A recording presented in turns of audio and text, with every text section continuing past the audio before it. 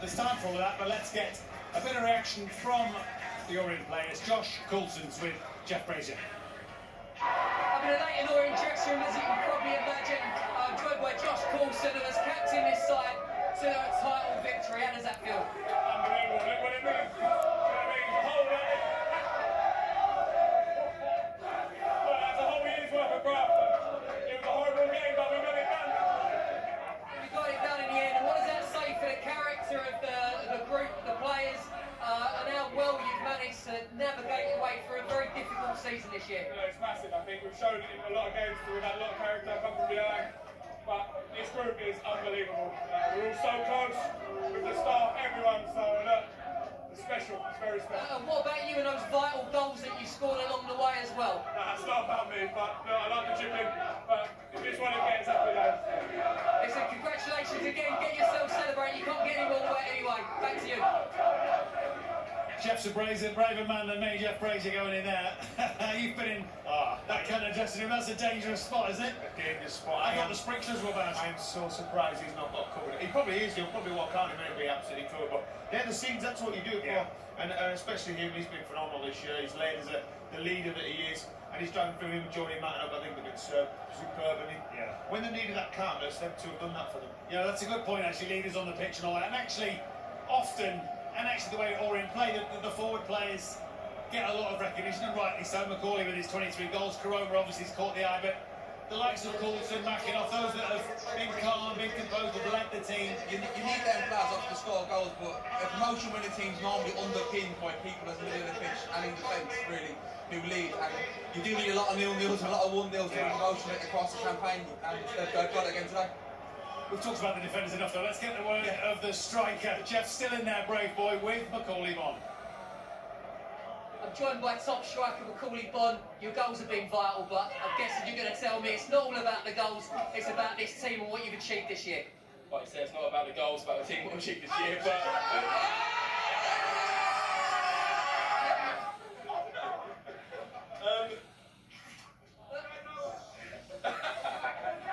Macca, you've won the title.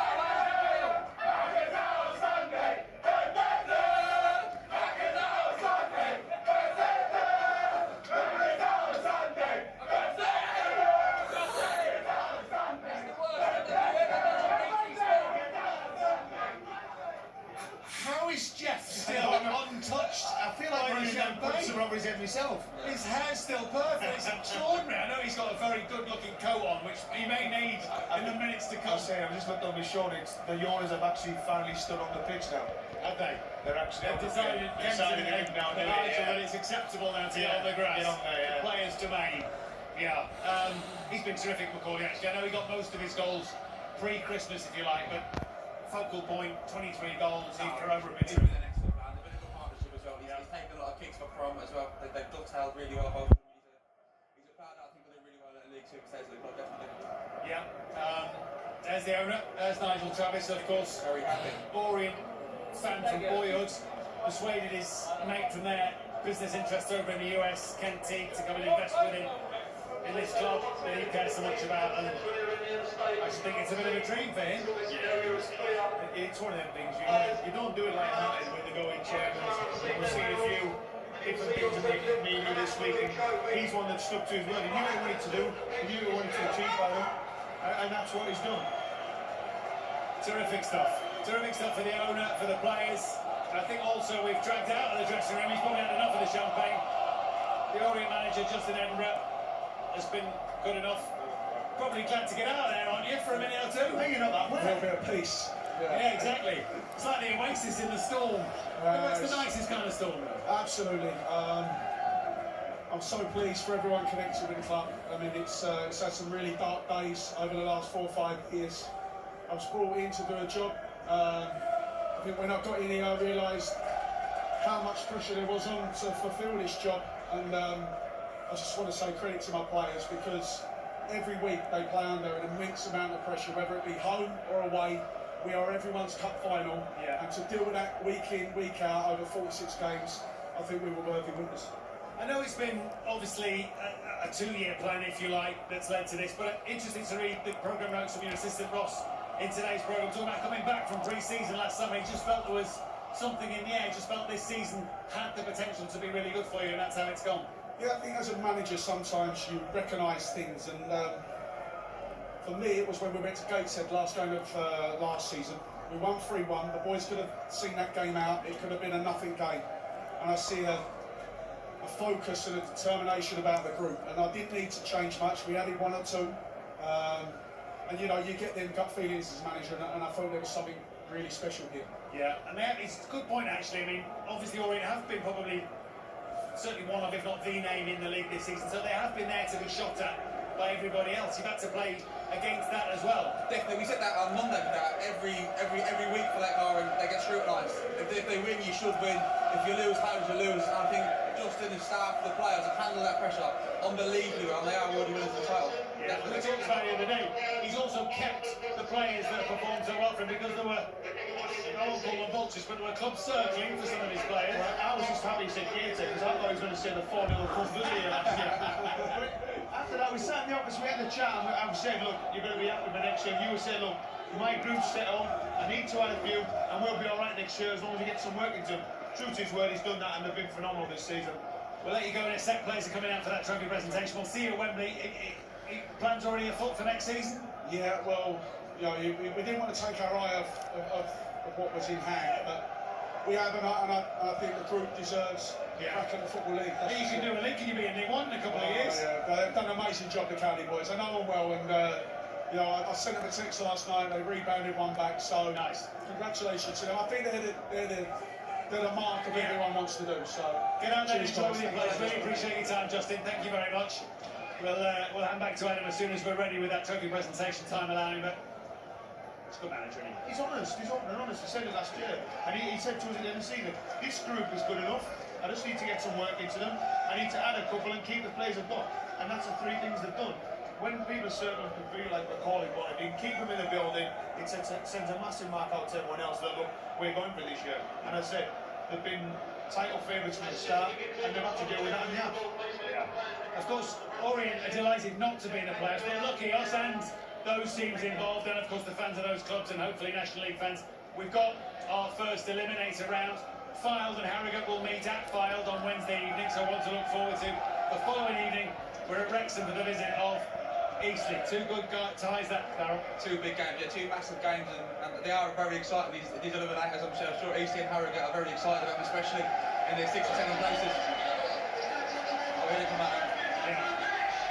And of course, the winners of those ties will play Salford and Solihull at their grounds next weekend in what are effectively semi-finals. The winners of those 2 go to Wembley in 2 weeks' time. Yeah, another fantastic game. No matter who gets through on the first team to preview to, it'll be an absolute... Look, that's why we love the playoffs. It's the best thing they've brought in. I've said a few years ago, it was a dead duck at the end of the season. No one really cared about anything. Look at the interest they've got today. And the game next week, it gives someone a fantastic platform to get their season and get up. Well, in theory, we're going to get a presentation, but as the players and manager emerge, the fans can't resist. They're like magnets. Well, of course, for the protocol and for it to basically be safe and all the things that it needs to be, they need to retreat. Well, there's nothing there. If a manager goes in the middle of the pitch and he tells you to get what he's done, you better get off. Yeah, you're right.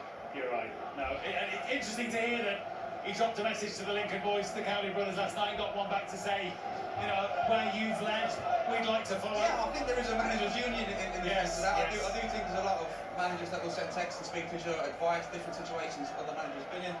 And the Cowleys are 2 great lads. They have 2 great lads in top lads. And listen, obviously it's a living brand. It's a chance to earn some money for now and hopefully for the future if you're lucky enough to do that. But these are the days you play for, aren't they? Of course you are. It doesn't matter what medal goes around your neck. So when you're a boy, when you're a kid, when you get in the league, if it's Premier League, when you've worked out all year and you've done what you've done, that is the goal. No matter who you are, you want to lift trophies. You want occasions like this. And like Darryl said, these moments, especially to win a league, are very rare. I said I've been in it 18 years and never lifted it once. So you've got to be getting them moments. There you go. The medals are handed out quick. The trophy's on its way. Let me hand you back briefly to Adam Somerton. From the brink of extinction to salvation, and now promotion, and a 2-year footballing fairy tale, a remarkable recovery. Up to the Football League they go. All they're waiting for now is the captain, Joby McAnuff, who gets the honour of lifting the trophy.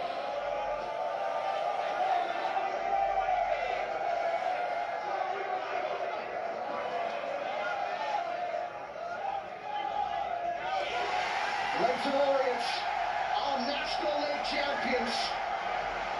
The O's are back where they feel they belong. Let the party begin in East London. Their first league title in almost half a century, and how they're going to enjoy it. Well, this is just what you play for. Such a long season, the highs and the lows that you have as a player and as a fan, to enjoy it. And they certainly deserve it, Adam. You can't say over the course of the season they do not deserve this league title. Best defence, genuine goal scorer in their side, and they've got honest players. And there's something of organised chaos at Brisbane Road right now. A wave of emotion, a release of emotion. They've wanted this moment so much, they wanted it so badly, and now it's arrived. They can stop dreaming and start believing. They are going back to the Football League. The score is going to be coming next on BT Sport, and here on One. We are just going to stay with these title-winning scenes at the moment now. I think some of the supporters just being asked to give the players a bit of breathing space here. It is all a bit chaotic down on pitch side.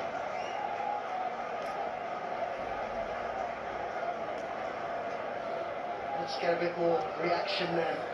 And on pitch side, shall we, as we see Justin Edinburgh right in the middle of them all. Let's hear a bit more from down on that man. Of course, a former Orient player in Grant Hox there with Matt Smith as well. Thank you, Adam. I think organised chaos is about right, isn't it? I think you're right. I think they're just happy to get it, regardless of how it's done. I think that they'd like to be a little bit more dignified than it was. But I said, you know that, listen, these fans, for what they've been through, they deserve to get the pitch and enjoy it. But Of course they do. as I said, it's like, for the boys, look, they don't care the game, you don't care if you live nil, as long as you're getting it and you're getting them emotion, you're getting that enjoyment. Yeah, I think Justin, in fairness, did say that there's only one team he felt he could drop out the Football League management structure for, and that was Orient. And you can see why. With the reaction now winning the title, the crowd here, the players they've got, it is a fantastic football club, and I'm sure they'll go straight into League Two and compete again. I don't want to, I'm sure when they go on as well, they have the ambition to do that and get the club back up into League One and further on. But tonight, I'm sure they'll enjoy it when they come today again, and have a good night. I think the party has definitely started here. My thanks, of course, to Grant and to Darryl. Lots of clubs feel like they have Football League status, but once you've lost it, it can be very hard to regain it. Orient, in 2 years, have worked awfully hard, played well, and are champions of the Vanarama National League. They'll play Football League next season, but the playoffs, of course, continue in midweek. As mentioned, we'll have those live for you all the way to Wembley. The story continues. And the story today continues. Well done, Leyton Orient, champions of the National League. Mark and Jules, it's all yours.